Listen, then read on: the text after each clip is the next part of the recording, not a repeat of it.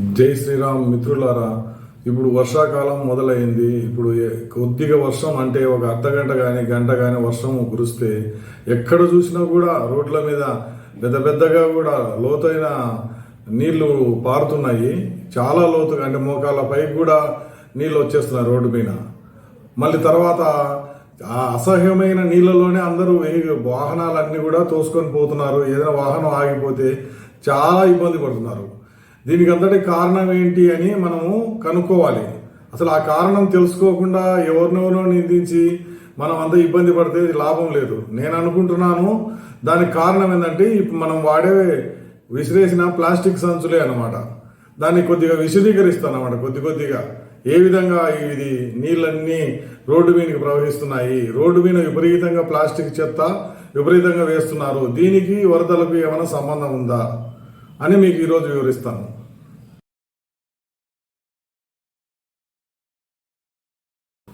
మనలో చాలామంది అంటే 99% మంది ఈ హోటళ్ళకు కానీ కిరాణా షాప్ కానీ కూరగాయలకు కానీ పోయినప్పుడు ఎవరు కూడా సంచి కానీ టిఫిన్ డబ్బా కానీ తీసుకెళ్లరు.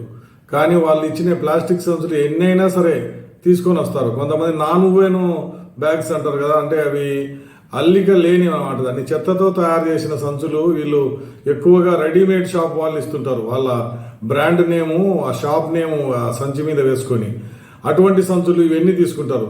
ఇవన్నీ కూడా త్వరగా పాడైపోయేవి. వాళ్ళు దాంట్లో ఏంటంటే చాలా మంది చెత్త నింపి బయట పడేస్తారు.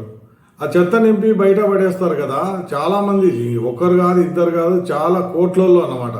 అటు రోడ్డు మీద పడేసినప్పుడు వర్షం వస్తుంది కదా, వర్షం వచ్చినప్పుడు మురికి కాలువలోకి నీళ్లు పోకుండా ఈ ప్లాస్టిక్ సంచులన్నీ ఆపేస్తాయి.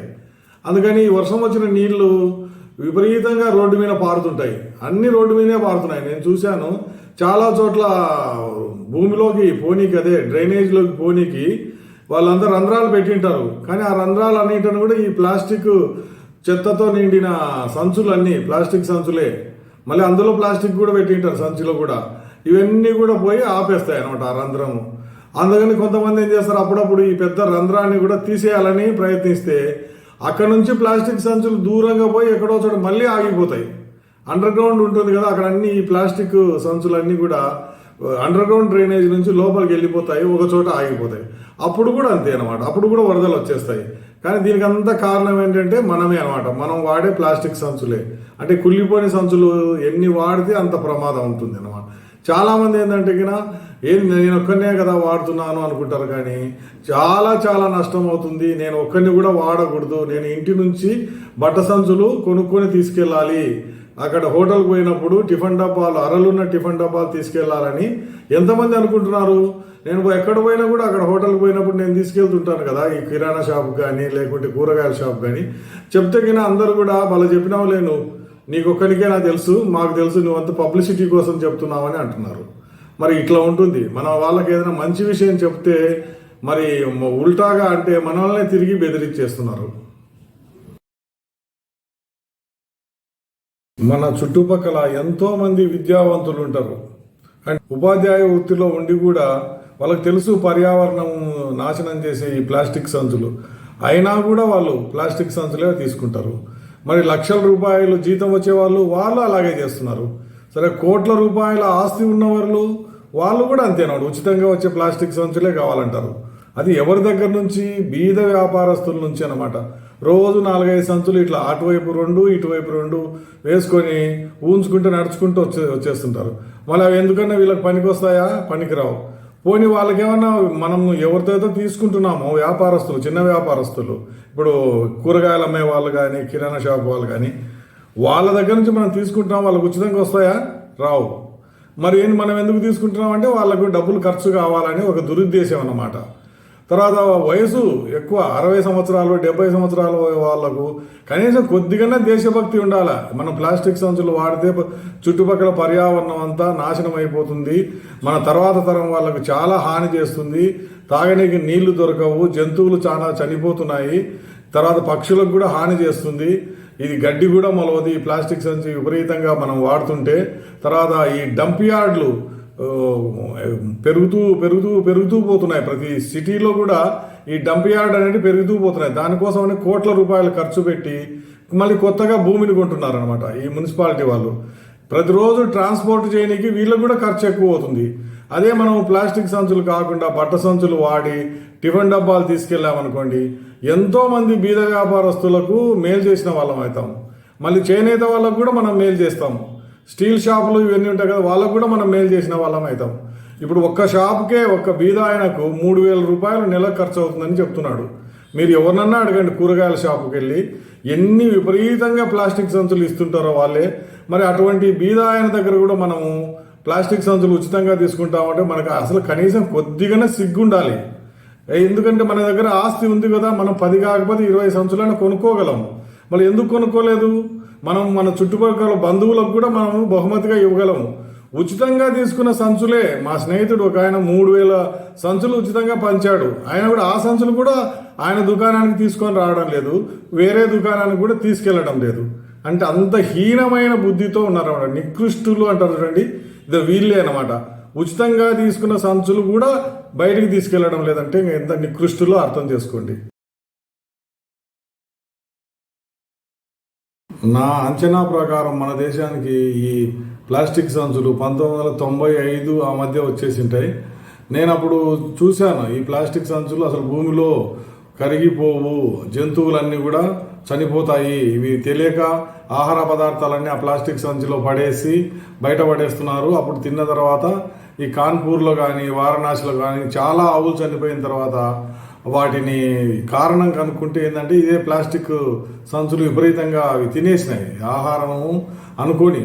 కాబట్టి మీరు ఆలోచన చేయండి, మీరు ప్లాస్టిక్ సంచులు వాడొద్దు. మన పాత అలవాట్లు ఏవైతే ఉన్నాయో, టిఫిన్ బాక్సులు, టిఫిన్ డబ్బాలు తీసుకెళ్లడం హోటల్కు, తర్వాత బట్ట సంచులు తీసుకెళ్లడం మంచిదని నేను కరపత్రాలు ముద్రించి పంచడం మొదలుపెట్టాను 1997లో. అప్పుడు నేను నంద్యాలలో మేనేజర్గా ఉన్నాను. చాలామంది అనుకున్నారు కొద్ది రోజులకే అది దాన్ని బ్యాన్ చేశారు అని, ఇది ప్లాస్టిక్ సంచులు 20 మైక్రాన్ల కన్నా తక్కువ వాడకూడదని. తర్వాత దాన్ని 40 మైక్రాన్లు చేశారు, తర్వాత ఇప్పుడు 100 మైక్రాన్లు చేశారు. అయినా కూడా ఏంటంటే చిన్న చిన్న ప్లాస్టిక్ సంచులు అందరూ వాడుతున్నారు, తీసుకుంటున్నారు, తర్వాత బయట పడేస్తున్నారు. ఇదే మన దేశంలో ఉండేది. ఎవరైతే చెప్పారో బాబు ఇది మంచిది కాదు అని వాళ్ళనే విమర్శించడం. నేను రకరకాలుగా చెప్పాను కదా, ఎట్లా ప్రచారం చేశానంటే ముందుగా కరపత్రాలు, తర్వాత స్టిక్కర్లు అతికించడం, తర్వాత పోస్టర్లు అతికించడం, కాలేజీలకు స్కూళ్ళకు వెళ్ళేసి చెప్పాను. నంద్యాలలో అప్పుడు మేనేజర్గా ఉన్నప్పుడు చాలా కాలేజీలకు పాఠశాలలకు వెళ్ళి చెప్పాను. తర్వాత చాలామందికి ఏంటంటే బాగుంది అని అంటున్నారు, కానీ వాళ్ళు మాత్రం మారడం లేదు.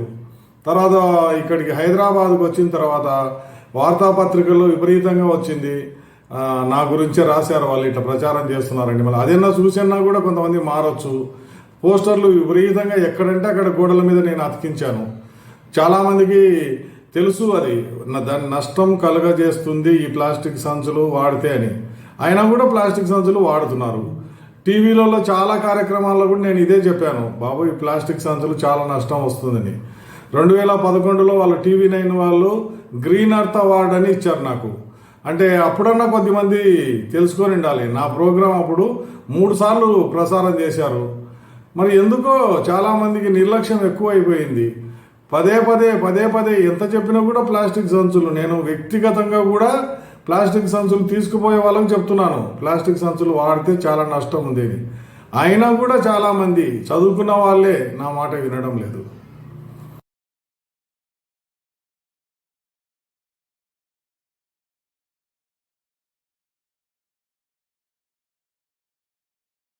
నేను 27 సంవత్సరాల నుంచి ఇట్లా ప్రచారం చేస్తున్నాను కదా.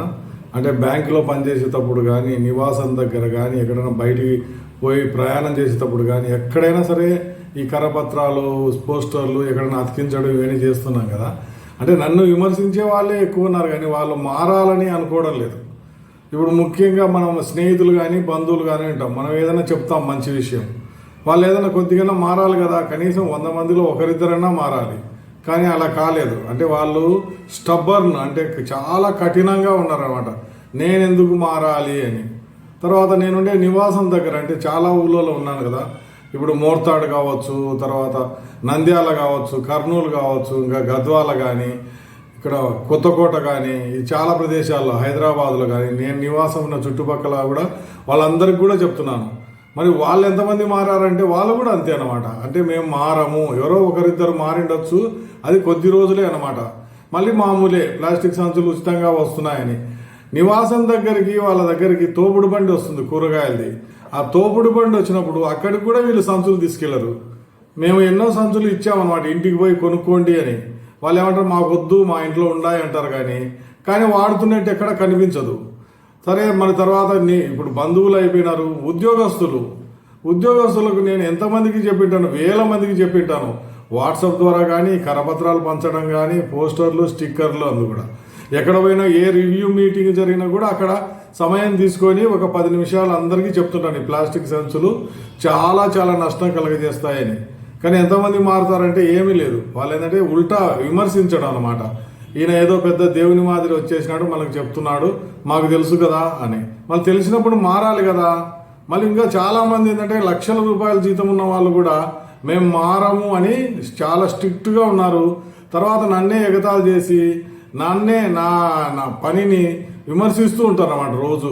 ఈయన చూడండి, ఏం పని లేదు, ప్లాస్టిక్ సంచులు అని జోక్స్ వేస్తుంటారు నా మీదనే.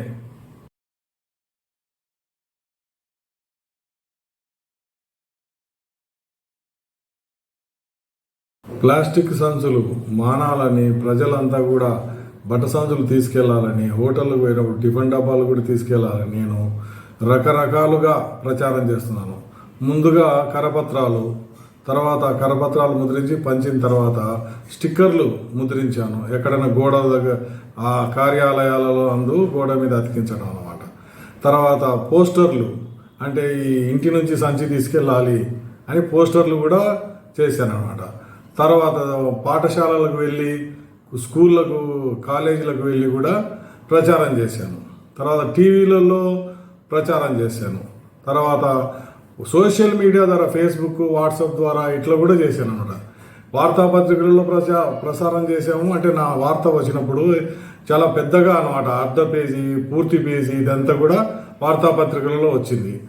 తర్వాత ఇంకా ఎన్ని రకాల వ్యక్తిగతంగా ప్రజలకు నేను కన్విన్స్ చేయడం మొదలుపెట్టాను అనమాట. తర్వాత నేను ఆచరించి ఇతరులకు ఇట్లా మీరు కూడా సంచులు కొనుక్కోండి అని కూడా చెప్పాను అనమాట.